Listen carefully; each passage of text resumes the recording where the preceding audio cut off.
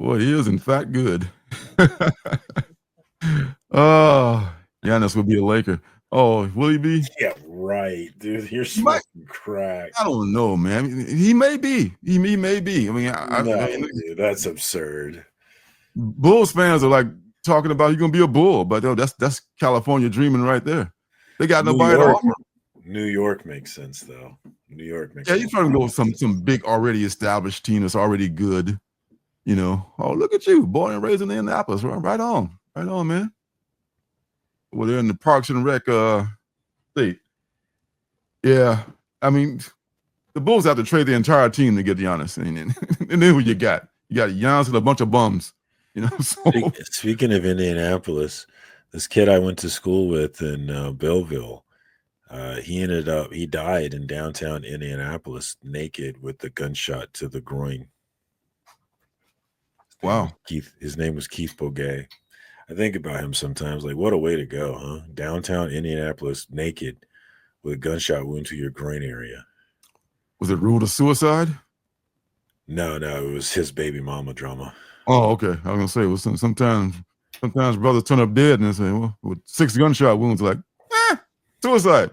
Case closed. No, his baby mama and her boyfriend or something got charged or something with it. Okay. It was wild. All right, man. That got dark. Sorry. I'll tell you. Brother, I'm sorry for your loss, brother, but damn, that was. It did get dark. Damn, I'm sorry, guys. Hey, welcome to What's Good. Yeah, speaking of Indianapolis, let me tell you this great story. Great story. Fun times. looking for Gianna. Oh my God, oh God. Oh, you LA fans Great are city. Definitely go visit. Oh. Well, yeah. Stay for the mass murder. Oh no. I'm Water bug in the house. Luka Giannis isn't happening. That's crazy talk. You don't know that. It might be happening. But I said Luka. I would have said Luka to the Lakers is crazy talk. So I mean, I don't know. Well, it would make a team. It would make sense to a big established team. Why we leave Milwaukee and then go somewhere like I don't know, Sacramento. I don't know. Just put something out. Let's put something out of my head here. We were talking about the Pacers. The city shot.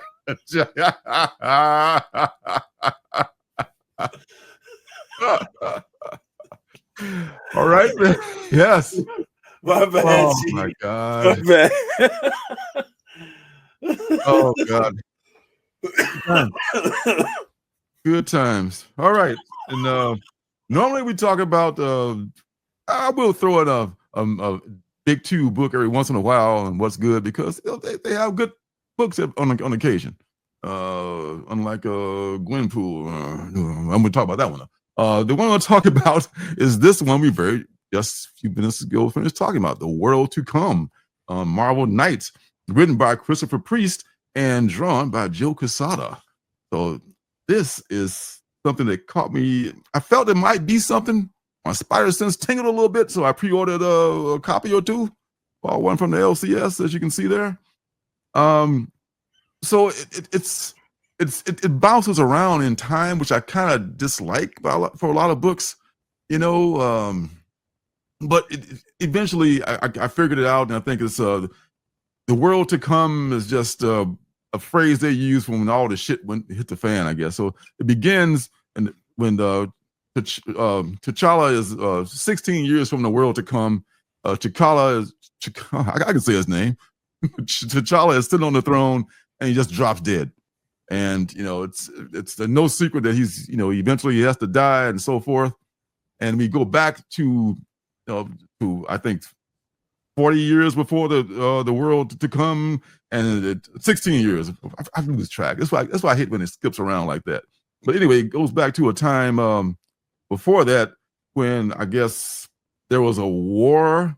They do mention that that they carry over some things from the mainstream Marvel universe, like the Panther did marry Storm, so Aurora was his wife, and he realized that it was a mistake because they were good friends, and he ends up just dumping her as he did in the 616 world. And he mentions that, or they mentioned in the story that she was killed in the race war, so it alludes to something that That's all that's the only mention of the race war they made in this whole issue. And T'Challa built a shrine to her, because he was like so heartbroken that his friend and ex-wife was murdered, of course. And then he decides, not long after that, I guess, what, the king needs an heir, so he goes to America, and he looks up. I forget this girl's last name, Monica Lynn. I want to say Monica Lynn. She's like this singer in this nightclub singer. Oh, actually, they met in Paris, but she's from the States. And he proposes to her, gets down on one knee, be my queen, Okay, and next thing you know, she's in Wakanda, pregnant, waiting for the baby to be born, and looking out on this, this shrine to this giant, monuments to Aurora. Like, you're gonna build one for me one day, so your next wife can look at my shrine. She's feeling really, really uncomfortable that day. Like, maybe she's feeling the pregnancy. I guess whatever the fuck women feel when they get pregnant. I'm sure it's a very uncomfortable time. And said, no, you're it, baby. That's all there is. They skip around again, where T'Challa is fighting. You know how they fight? He fought all those warriors on the waterfall, and he's fighting this other Black Panther who's masked. That person who's masked turns out to be his son, and the kid keeps the mask on the whole time, so you don't see, who the hell it is. And now, because everybody knows now, I mean, even Tom didn't spoil it. I didn't even know. I'm so glad he didn't spoil it for me. But even in his show Sunday, respect for not spoiling it. But it turns out, of course, the kid on the mask is a white dude. And, I might as well just fucking show it because everybody's fucking heard of it now and everybody sees it. So this is the big reveal at the end that the king of Wakanda is going to be a white dude now. Question is, how does white dude get to be the king of Wakanda? Did the queen, cheat on the Panther, or was like her father, a Caucasian, and the genes just transfer as it often does. The traits will transfer. Skin can be funny like that. Skin color can be. Yeah. So no explanation as to what happened. Just bam, here you go. Now get hot, and wait till the next issue to see how we explain it, or over the series of the story arc. So that got me a little interested. Like, okay, what's going on here? So, and I love the Marvel Knights when they were out the first time. I think they kind of harken back to some of because then at the back of the book they talk about the previous Marvel Knights that they have done and how you can still pick those up. They have you're still talking about. I have this book right here too. That I think it's Dynamic Forces. This one here of Black Panther #1, still worth a few bucks, not worth a lot, but still worth I think about 50 bucks or something like that.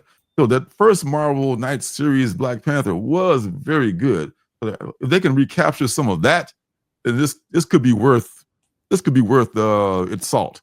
So the first issue of The World to Come, very thought provoking. So I have to give them that. Yeah, whether you liked it or not. Was that Ross? The white Black Panther is a result of being willy-nilly and handing out fights to the cookout. It's I go to the cookout. Now you done knocked up your cousin, and now you got a white Black Panther coming now. It makes me think skin color can be funny like that. Like, do you remember their show Prison Break on Fox? Oh, sure. That breakout show. Pretty. You look real good there, pretty. Well, the main character, Wentworth Miller, the dude that had the tattoo, that's pretty. His daddy is black. Oh, the actor? Yeah. Oh, in the show. No, the actual actor. For real. Yeah. You would never think it looking at him. Mm-hmm. Like Haley Stanfield, man. Haley Stanfield, him. Well, it's like her. You got to go to Grandpappy for her, though. Yeah. But I'm just saying, you never know who's at the cookout. So yeah. So that might be. I think The World to Come could be. Like I said, it's the most thought provoking thing I've read from Marvel in a minute. All right. That was another. One more point about you. You mentioned Haley Steinfeld. For anybody that saw Sinners, mm-hmm. That makes the point really that I've become to understand in Sinners. Really, even with her character in that, it's culture, not color, man. It's culture, not race. And your race you can be in either culture depending on your race, really. Just like, Mary in that center, she was very much culturally black, even though she was clearly, obviously Caucasian. She was culturally black. Mm-hmm. Anyway. Yeah, well, race is a human construct, and people use it to separate us, and they use it against us. They use it for themselves, depending on who the hell it is using it. So dogs don't use it. They're different kinds of breeds. Other creatures are, they don't deal with races and shit like that. But humans, we think too much about shit, and we get the you're not the same color as me, so therefore I am superior, or whatever. So it's a thing, and yeah, it's just a made up thing. So that's my thoughts about that. Next thing, that's right. The Sixth Gun. I read the entire volume 1 of Sixth Gun from last week because the new Sixth Gun is out. I don't know if there's a conclusion to the story, but there's like lots of volumes of this book out there now. This is by the great Cullen Bunn and also Brian Hurt, who did a great job illustrating this.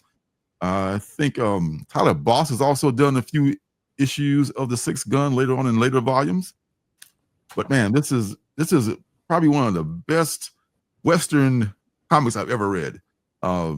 Not a big Western fan of any genre of any like film or comics, but this is very cool here because it's got a supernatural twist to it, and that's what makes it more interesting than just your whole shoot 'em up, hit 'em off with the pass kind of a thing. There is this guy, okay, and he's dying. His daughter is like taking care of him. His daughter is named Becky, and he has a secret. This guy has a secret. He has this gun, this magical enchanted gun that he's trying to tell her about on his deathbed. And guys show up, at his house while he's dying to seize this gun because the word is out. There's a Civil War general from the Confederacy, of course, who is like he's been awakened by his followers. He's like a sorcerer of some sort, and he's been encapsulated in this coffin that's been chained up, kind of like a vampire. And his wife owns also one of the guns. There are 6 guns, okay, and Becky's dad has one. The wife has one, and the rest are owned by the gang of that sorcerer and his wife. And the sorcerer's wife has hired the Pinkertons, the Pinkerton detectives, who can be some pretty shady mofos if you know who they are. Yeah, my friend's wife is a his wife is a Pinkerton. They're still around. Yeah, she's a descendant of them. Yeah. So they've been around for a minute. So she's hired Pinkertons to find this gun, and they're closing in on Becky, as are this other gentleman who is what's his name? He's Drake Sinclair. Drake Sinclair is a handsome fella. He's wearing the derby hat there next to Becky on the cover. I love guys that wear derbies in the cowboy boots, because fun fact, there were more cowboys who wore derbies than wore the traditional cowboy hat that we were used to, because it just made more sense. It's more practical, because it's tight, it doesn't get dirty, it just fits better. I'm talking about the Sixth Gun, which is a very good series. Has been out for a while. You see the Space Case before? What's up, Space Case? Playing loud for my house. Brian Wilson, R.I.P. So a lot of people are after this gun, and this 6-issue series just follows the adventures of Sinclair and Becky, and by the way, these guns, I'll explain that they have like mystical powers. Each one has a different power. Becky's gun, at least her dad's gun that she now owns, when she touches it, because her dad was dead, she now controls that gun. Nobody else can touch that gun because it'll burn their hands. And to kill the person to be able to take the gun from them. Her gun makes her able to see like visions of the future. She'll hold it like, whoa, it's just going to happen. I'll tell you what it is. And also it's a pretty badass gun on its own. So it also fires, endless bullets. So it's like a magical gun that never runs out of bullets too. The widow's gun, not the widow, but the sorcerer's wife's gun, hers gives the person who holds it either immortality and invulnerability as long as they hold the gun. That's a very key point. They got to hold that gun all the time, and they'll stay young, and they will also, never be able to be harmed, and they can still shoot your ass, that they can't be hurt. And there's another gun that shoots hellfire, and once that brings back the dead, and it's just like other different categories, different powers for each gun. It's very cool. It ends like in this place called a maw, which is where this chamber is literally holds some treasure, and you need to line all 6 guns up in this thing that we can't find a picture, but it's like a little of vault. You lay the guns in the vault, and it literally opens up with the treasure inside. But I won't spoil any of that because you want to miss that whole adventure of getting to the end. It's really well. It is definitely the best thing Cullen Bunn's ever done. And I think if you want to, wow, what was the publisher? Ross is asking. This is Oni Press. Oni Press, yeah. And I got this book you can probably find for $10. This is at the LCS. It's been around for so long that they just want people to read it. It's like they put it in a cheap printing, and here it is. Just get going on it. The 6 gun Oni Press $10 special. Probably like what printing is it? Let's say what printing it is.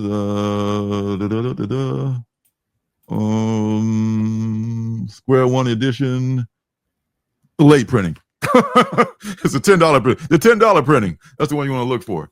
And there's got like volumes of them. That I can in hardcovers you can pick up if you want to. You want to read the whole series. You know how many there are? How many volumes? At least 6. Because I have volume number 4 in paperback. On the shelf there. I thought I had number 1, but I had to go get number 1 so I can eventually read number 4. So there are at least 6 volumes. And a new one just came out a couple of weeks ago to start a new volume. Could be wrapping everything up for all I know. Yeah, I'm only seeing 2015. Yeah, it's a very old book. Not of 2015. 2010 maybe when it first came out. But it's just been coming out for a minute. So yes, 6 gun. Good, man. There's no way. There's no doubt about that's Cullen Bunn's best so far. Last thing. Kill or be killed. Ed Brubaker once again. Ever since Fatale, I've been down with Ed Brubaker. Like this guy can write some gritty stuff like there's no tomorrow. Ed Brubaker and Sean Phillips as the artist. Elizabeth Brettweiser is, I think, the letterer. I think Sean Phillips does the coloring also. I could be wrong about it. It must be the letterer. Or maybe she's a colorist. I'm sorry if I miscredited her wrong, but they don't say what she did. They just put her name up there. So I don't know. So kill or be killed. This has been out. This is like an Image First. You can get this for $1 somewhere or less. I love those Image First. You can just pick them up. This dude, he starts off showing how he became this assassin. He's just a ruthless, cold-blooded murderer, and he's doing it against his will because he made a horrible mistake. It all started when he has this roommates, right? He has a female roommate and a male roommate. The female roommate he has a crush on, and the male roommate is one of these guys that's like, you've all met these guys, right? Pretend to be your friend, everything, always just trying to get next to your woman. So he becomes a roommate, and because the hero's just too much of a bashful guy, he doesn't want to confront the girl and say, hey, you want to go out on a date? They live in the same house and everything. So the other guy, the asshole, comes in like, next thing you know, they're dating, and they're in the bedroom, like getting busy and shit. He's sitting there like, damn, I missed out. And he's just like totally depressed. And one day, the male roommate leaves, or like he's like in the other room, and the girl just kind of like starts kissing him, like, well, what the fuck was happening? And then when the other guy comes in the room, she feels like nothing's happened. So our guy is confused, like, oh shit, how do I play this? So now he's even more confused. He's more lustful after her and everything. And then he hears him over talking one evening after sex, and she says something like, yeah, I just feel sorry for him. It was like a pity kiss, So it was kind of like he felt so dejected about that. He decided, you know what, it's cold outside. I'm by myself. I'm losing out on my girl. I'm just going to end it all. I'm just going to jump off this fucking building. He goes to the roof and he just jumps off the damn building. Goodbye, cruel world. And through some quirk of fate, he like lands, he hits some wires. He hits an awning, almost like in a Bugs Bunny thing, and he survives the fall. He lands in the snow like, shit. Oh, that was a mistake I won't make again. I should have thought that through more. And he goes back into his room like, oh, it's all good, it's all gravy. And then that night, this dark entity appears and says, like, you didn't think that it was for free, did you? So it's kind of like now he's got to he owes his life to this entity, whoever it is, and he tries to ignore it. And bad things start happening to him. He starts, and the entity actually took his arm and broke his arm. Like, I mean, business, motherfucker. I need you to be my killer. I need you to go out and kill people for me. This is how you repay your debt. So he goes out and he's just like, oh my God, what am I going to do? And at the end of the book, the first issue at least, he decides I got to do this because this thing's going to kill me otherwise. So that's what Kill or Be Killed becomes. I mean, Brubaker, I wonder if all his books have a supernatural twist to it, because Fatale definitely had one. But I also luckily have picked this up from somewhere. This is like the first volume of Kill or Be Killed, so I can finish this and figure out what's happening with this guy going forward. So man, you might want to you can pick up that one for $1. I wonder who he's working for, Yeah, I mean, the entity did not reveal what it was or who it was, but it was definitely a dark entity. It's like, oh, you think that was free? No, now I own you. So yeah, that's what's good, man. That's some stuff from the past and a little from the present. Hey, don't forget to subscribe and leave a thumbs up.